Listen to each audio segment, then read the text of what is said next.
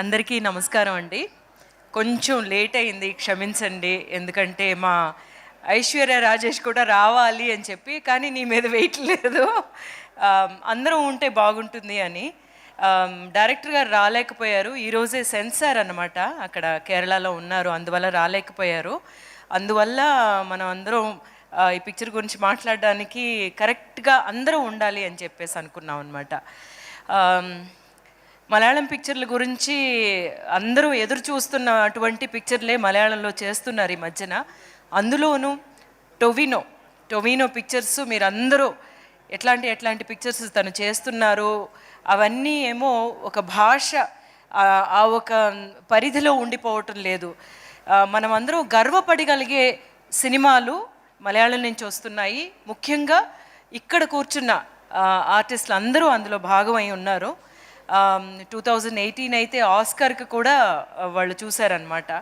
ఇలాంటి సబ్జెక్ట్స్ చేస్తున్న ఈ మలయాళం అక్కడి నుంచి ఇండస్ట్రీ నుంచి చాలా అంబిషియస్ ప్రాజెక్ట్ అండి ఇది.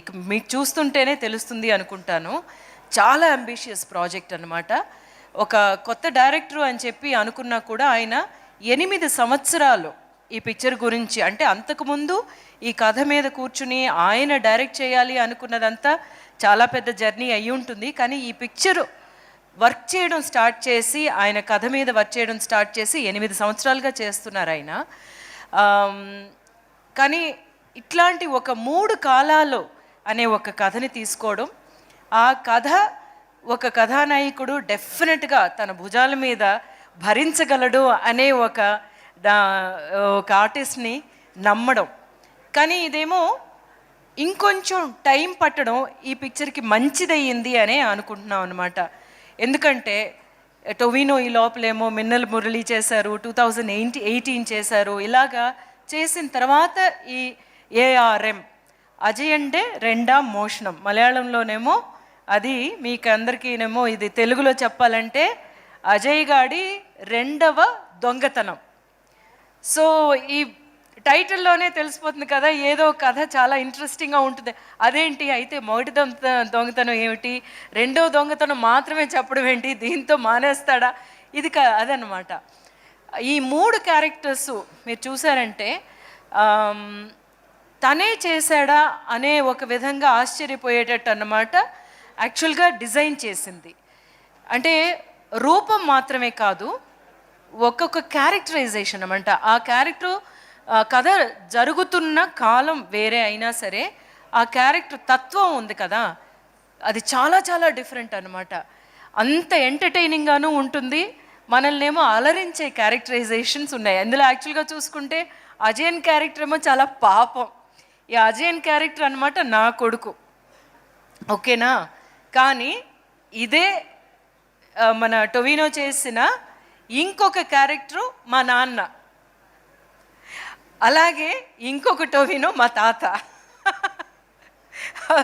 సో కథ చూడండి అట్లా వస్తుందన్నమాట. నేను మా నాన్నని ఎంతో ఇష్టపడి, నా కళ్ళ ముందే కొన్ని విషయాలు జరుగుతాయి చిన్నపిల్లగా ఉన్నప్పుడు. అందువల్ల ఈ మదర్ క్యారెక్టర్ ఎట్లాగా తయారవుతుంది, తిన క్యారెక్టర్ ఎలాగా వీటినన్నిటినీ సహించుకుంటూ తన కొడుకుని ఎలా పెంచింది, తన కొడుకు ఎలా ఉండాలి అనుకుంటూ ఈ అజయన్ని పెంచుతున్నాను అనమాట. సో అజయన్ పాపం యాక్చువల్గా ఈ 3 క్యారెక్టర్లోని. సో ఇలాంటి ఒక కథ వినగానే నేను అనుకున్నాను, బా ఇంత మంచి కథ ఒక్క భాగంలో చెప్పగలరా అంటే, ముందేమో 2 భాగాలు అది ఇది అన్నారు, కానీ చాలా చాలా చాలా ఇంట్రెస్టింగ్గా ఈ కథ వెళ్ళడానికి అంత ఉందన్నమాట. సో ఈ 3 క్యారెక్టర్స్ కోసం టొవినో తను తానే ఎట్లా తయారు చేసుకున్నాడు, కళరిపయట్టు అనే ఒక ఇది ఉంది కదా, దాన్ని ఎంత తను నేర్చుకున్నాడు, ప్రాక్టీస్ చేశారు. ఆయన మాత్రమే కాదు, ఇందులో చేసిన చాలామంది ఆర్టిస్టులు ప్రాక్టీస్ చేసి చాలా పర్ఫెక్షనిస్ట్ అనమాట. జితిన్ ఇక్కడ లేరు, ఒక్కొక్క విషయం జితిన్ సినిమాటోగ్రాఫర్, జోమోన్, సుజిత్ ఏమో రైటర్ అండి. వీళ్ళందరూ తర్వాత చాలా ఉన్నారు డైరెక్షన్ డిపార్ట్మెంట్ సైడ్ను కూడా. ఇంత పెద్ద కథ అనుకుంటున్నాం కదా, కానీ చాలా ఈజీగా చేసేసినట్టు చేశారు. అలా చేయడానికి కారణం ఏంటంటే వాళ్ళు చేసిన హోంవర్క్ అనమాట. అక్కడ ఏ కన్ఫ్యూజను లేదు. షూటింగ్కి వెళ్ళామంటే మన భాగం మనం కరెక్ట్గా చేస్తే చాలు, వాళ్ళు చాలా క్లియర్గా ఉన్నారు అనేది. ఇక్కడ మీరు చూస్తున్న visuals, it is not even 0.1% అనమాట పిక్చర్లో ఉండే విజువల్స్. ఇలాంటి ఒక అంబిషియస్ ఫిల్ము, ఇలాంటి ఒక గొప్ప ఫిల్మ్ ఇందులోనూ ఈ కథలన్నీ మనకి తీసుకురావడం అనేది తెలుగులోనూ మాత్రమే కాదు, అందరికీ ఇది చాలా ఎంటర్టైనింగ్ ఫిల్మ్ అనమాట. అంత కామెడీ ఉంటుంది అందులోని. నాకు చాలా చాలా ఇష్టమైన క్యారెక్టర్ ఏంటంటే ఆ మణియన్ క్యారెక్టర్ అనమాట. ఎవరంటే మా నాన్నగారు. నాన్నగారు అంటే అందరికీ ఇష్టం అన్నట్టు. చాలా చాలా ఎంటర్టైనింగ్గా ఉంటుంది. అందులో యాక్ట్ చేసిన మిగతా యాక్టర్స్ అందరూ చూస్తుంటే వాళ్ళ భాగాలు, Aishwarya Rajesh of course she does justice to any character she takes up. And Kriti, my dear Kriti ఎంత అందంగా ఉంది. అది మాత్రమే కాదు, తన పాత్ర ద్వారా జరిగే విషయాలు చాలా ఉంటాయి. అలాగే హరీష్ గారి క్యారెక్టర్ ఏమో చాలా రఫ్గా ఉంటాను మిగతా పిక్చర్లో అంటారు ఆయన, కానీ ఈ పిక్చర్లో చాలా సాఫ్ట్గా ఉంటాను అంటున్నారు. ఆయన ఎంత సాఫ్టే, మామూలుగా చూసుకుంటుంటే ఎట్లాగా ఆయన సినిమాల్లో ఆయన చేత రఫ్ క్యారెక్టర్స్ చేయిస్తున్నారు అనిపిస్తుంది. వీటికి అన్నిటికంటేనండి ఇది ఒక వర్క్ ఆఫ్ ఆర్ట్ అనే మనం చాలా గర్వంగా చెప్పుకోగలిగే ఒక ఫిల్మ్ అన్నమాట. It's a work of art. It's not just one movie, ఒక కమర్షియల్ ఫిల్మ్ అనేది కాదు. సో అందులోని ప్రతి దాన్ని తీర్చిదిద్ది మీ ముందుకు తీసుకొస్తున్నారు. 12th రిలీజ్ అవుతుంది. ముఖ్యంగానేమో 3Dలో. కొన్ని పిక్చర్స్ మనం చిన్నప్పుడు చూసుంటాము, అంటే మా చిన్నప్పుడు మేము చూసిన పిక్చర్లు మీరు అందరూ పుట్టుంటారు. అంటే టొవినో అప్పటికేమో పుట్టలేదు అన్నాడు అనమాట. మై డియర్ కుట్టి చాతానని ఒక పిక్చర్ వచ్చింది కదా ఆ టైంకి. బట్ కొన్ని పిక్చర్లు మాత్రమే 3D కోసం చేయగలిగే ఒక కథలు ఉంటాయి. అలాంటి కథ ఈ పిక్చర్ అన్నమాట. So it's not just for one more ఒక ఆస్పెక్ట్ ఉంటుంది. 3D ఉంటే అదొక అట్రాక్షన్, అలా కాదు. సో 3Dలో చెయ్యడమే ఈ కథకి మనం చాలా చాలా జస్టిస్ చేసినట్టు ఉంటుంది అనేది. ఇంకా చాలా ట్రై చేయాలనుకున్నారు యాక్చువల్గా జితిన్ అయితే. చాలా విషయాలు ఇప్పుడేమో తెలుగులో మనం పిక్చరు రిలీజ్ చేస్తున్నప్పుడు ఏఐ ఉపయోగించి మీ లిప్ మూమెంట్ కూడా తెలుగుకి అనువైనట్టు నేను చేయగలను మేడం చెప్పేసి అన్నారు. కానీ యాక్చువల్గా ఆలోచిస్తే ఎంత బాగుండేది అనిపించింది అనమాట. సో అంటే మనకి ఒక మలయాళం పిక్చర్కి తెలుగు డబ్బింగ్ చేసినట్టు కాకుండా లిప్ మూవ్మెంట్ కూడా, అంటే మా వాయిస్ ముందు రికార్డ్ చేసేసి దానికి తగినట్టు లిప్ మూవ్మెంట్ని సింగ్ చేసి చేద్దామని చెప్పి అనుకున్నారు. సో జితినేమో అట్లా ఆలోచించే ఒక director. It's a wonderful experience. ఎప్పుడు మలయాళం పిక్చర్లకి నాకు ఏమో బేస్ పడిందే యాజ్ అన్ యాక్టర్ ఏమో మలయాళమే అని ఎప్పుడు చెప్తూ ఉంటాను కదా. మలయాళం డైరెక్టర్స్ పిలిస్తే స్టోరీస్ని విన్నప్పుడు వెంటనే నేను ఒప్పుకోవడానికి కారణం ఏంటంటే వాళ్ళ స్ట్రాంగ్ స్టోరీ టెల్లింగ్. సో ఆ స్ట్రాంగ్ స్టోరీ టెల్లింగ్ ఉన్న ఈ పిక్చరు, అందులోనే మీకు అందరికీ అప్పుడే ఇంతకుముందే ఈ పిక్చర్ రాకముందే నచ్చేసిన స్టార్స్ యాక్టర్స్ ఉన్నారు. అంతా ఇంత కష్టపడలేదన్నమాట టొవినో యాక్చువల్గా ఈ పిక్చర్ కోసం. అండ్ అవన్నీ చాలా ఈజీగా చేసినట్టు చెప్తూ ఉంటారు, కానీ but it will be a milestone for his career యాక్చువల్గా చెప్పాలంటే. సో ఇట్లాంటి ఒక ఫిల్మ్ 12th రిలీజ్ అవుతుంది. మళ్ళీ మీ అందరి ముందుకి ఇట్లాంటి ఒక మంచి పిక్చర్తో రావడం అనేది నాకు చాలా సంతోషంగా ఉంది. నేను అందుకే అన్నాను అన్నమాట, హైదరాబాద్కి డెఫినెట్గా నన్ను తీసుకెళ్ళండి, మా తెలుగు వాళ్ళతోటి నేను మాట్లాడతాను, నేను చెప్తాను అని చెప్పేసి. వేరెక్కడికి వెళ్ళలేదన్నమాట. కేరళలో వాళ్ళు చూసుకుంటారు, కర్ణాటకలో చూసుకుంటారు అంతా, బట్ ఆంధ్రప్రదేశ్ మాత్రం నేను వస్తాను అని చెప్పాను అనమాట. సో నాకు చాలా డియర్ ఫిల్మ్ అండి ఇది. ఎందుకంటే అంత స్టఫ్ ఉంది, మీరు చూస్తుంటేనే మీకు అర్థమై ఉంటుంది. అండ్ అందరూ చూడండి. అందులో మైత్రి మూవీ మేకర్స్ ద్వారా రాబోతుంది అన్నది మా ఆస్థాన కంపెనీ లాగా. So I'm really happy that Mythri movie makers ఈ పిక్చర్ని రిలీజ్ చేయడం అనేది. అండ్ మిగతా ఆర్టిస్టులు బెసిల్ జోసెఫ్ అంటే మీరు చెప్పినట్టు he's become world famous now. అన్ని దెబ్బలు తిని వరల్డ్ ఫేమస్ అయిన యాక్టర్ అంటే ఆయన అయి ఉంటాడు అనుకుంటాను.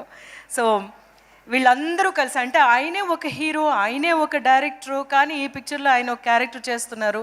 మలయాళంలో ఎప్పుడూ అలా జరుగుతూ ఉంటుందన్నమాట. సో డెఫినెట్గా ఈ పిక్చర్ మీకు అందరికీ నచ్చుతుందని తెలుసు.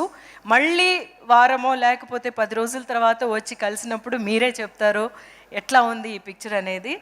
And enjoy yourself and you're in for a treat అనమాట. ఇప్పుడు ఓణంకి రిలీజ్ అవుతుంది. ఓణం సద్య గురించి మీరు అందరూ వినుంటారు కదా, the best spread of feast. అట్లాంటి ఒక ఫీస్ట్ మీకు అందరికీ కేరళ నుంచి ప్రత్యేకంగా తయారు చేయబడి 12th మీకు మీ ముందుకు రాబోతుంది. And love to all the technicians and actors who have taken part. They have really worked so hard. I know how difficult it was because మేము షూట్ చేసిన లొకేషన్స్లోని వైర్లు ఏమీ తెలియకూడదు, అంటే మాకు చాలా పెద్ద లొకేషన్ కావాలన్నమాట. ఆ ఊరే వీళ్ళు క్రియేట్ చేశారు. అలాగే ఒక తిరునాళ్ళలాగా ఫెస్టివల్ లాగా క్రియేట్ చేయడానికి దగ్గర దగ్గరేమో 2000 ఆర్టిస్టులు రావాల్సి వచ్చింది, జూనియర్ ఆర్టిస్టులు. నాకు తెలిసి ఒక 15 రోజులు వాళ్ళందరూ తీసుకొచ్చి పొద్దున్నొచ్చి రాత్రి వచ్చి పొద్దున్న వెళ్ళేవాళ్ళు అనమాట. ఇదంతా ఒక మలయాళం పిక్చర్లో చేయగలరా అని చెప్పి అనుకుంటే వాళ్ళు చేయగలిగింది చాలా పెద్ద విషయం. అందులో ఒకటి ఉన్నది ఏంటంటే ఈ స్టోరీని మనం బాగా తీసుకెళ్ళాలి అనే ఒకే ఒక్క ఆలోచన అనమాట. So great and thank you for this opportunity again and again, because my directors give me this kind of a great opportunity for me to stand here again and say that I'm part of a great film, another great film, Mani. And enjoy yourselves on the 12th. It's going to be a fun ride. Thank you, Andy. Superb, ma'am. And especially మీ మాటల్లో మీ వాయిస్లో cinema గురించి వినడం తెలుసుకోవడం ఇంకా హాయిగా చక్కగా అనిపించింది. సో మ్యామ్, మీరు చాలా డీటెయిల్డ్గా సినిమా గురించి చెప్పారు, కానీ నాకు వచ్చిన డౌట్ ఏంటంటే మీరేమో అజయన్ పాపం అంటున్నారు, కానీ టైటిల్ ఏమో అజయన్ గాడి రెండవ దొంగతనం అంటున్నారు. అది ఎలా, హౌ ఈజ్ ఇట్ పాసిబుల్? పాపం దొంగ సస్పెన్స్ అంట. కానీ he's the lovable of the 3 characters. And మిగతా వాళ్ళు లవబుల్ కాదా అని కాదు, మిగతా 2 క్యారెక్టర్స్ చాలా స్ట్రాంగ్ అండ్ కాంప్లికేటెడ్ క్యారెక్టర్స్. వాడు పాపం నేను అలా పెంచేసాను, మరి చూడండి. చూస్తాం.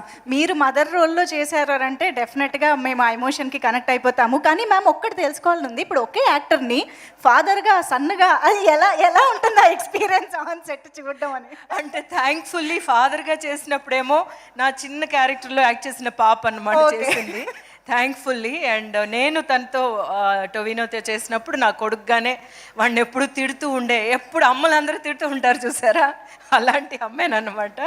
తిడుతూ ఉండే అమ్మ ఎప్పుడూను.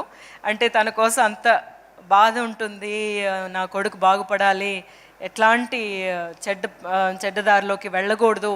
ఆల్రెడీ చాలా పెద్ద ఒక ప్రాబ్లంలో నుంచి మేము బయటకు వచ్చి ఉంటాము, అదేమి వాడికి ఎఫెక్ట్ అవ్వకూడదు అని అనమాట. వాడేమో అన్ని చేస్తూ ఉంటాడు. ఓకే, సో చాలా కథ ఉంది తెలుస్తోంది, బట్ ఆయన మాత్రం సీక్రెట్ అంటున్నారు. అదేంటో September 12th తెలుసుకుందాం. Yes, thank you so much ma'am. Thank you అండి.